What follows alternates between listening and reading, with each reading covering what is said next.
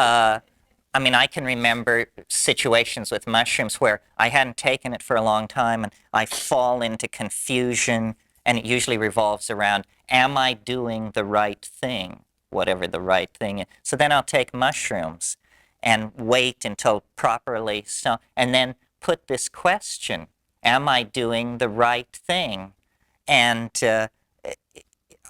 it reminds me of a press conference that Lyndon Johnson had once, shortly after he became president. Somebody asked a question that he didn't care for, and he said, "What kind of a chicken shit question is that to ask the President of the United States?" So when I go to the mushroom and say, you know, am I doing the right thing? It basically said, what kind of a chicken shit question is that to ask me? And I think that was a very good answer. That was what I needed to hear, you know? I mean, are you kidding? So, you know, it can be, you know, my father used to say you can drive a horse to water, but a pencil must be lead. And I think that that's sort of the situation with the mushroom. If the question pleases it, it will answer. If the question doesn't please it, you'll hear about it. And it is amazing how it gives people what they need. You know that Rolling Stones song, you don't always get what you want, you get what you need? I have a friend, dear friend, but arrogant.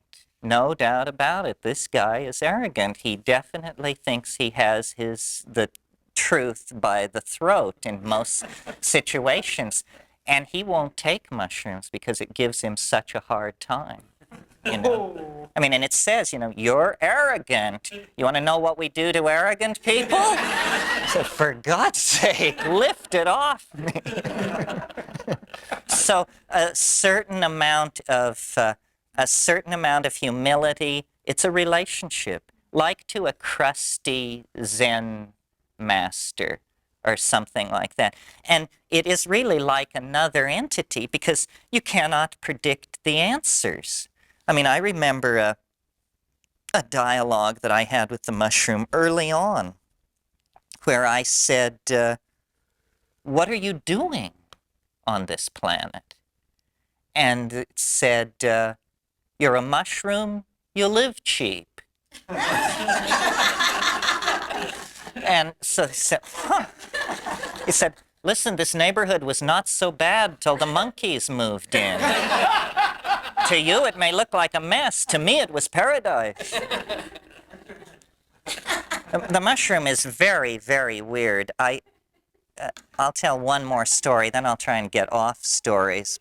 And all these stories, why am I doing all these dialogue? But why am I doing all these ethnic imitations? I'm not sure. There's one in this story, too. I was in Malibu with all these fancy film people. And we went out to dinner. Ralph Abraham was there, too. And there was this French woman there, a film producer.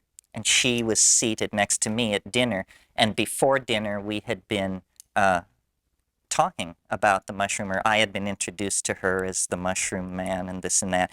And she said to me, and you'll see why the story I just told relates to this, the story about you're a mushroom, you live cheap. And she said to me at dinner, she said, you say that the mushroom speaks to you, but I do not understand exactly how this works. And I said, well, it's sort of like it has many faces that it can show.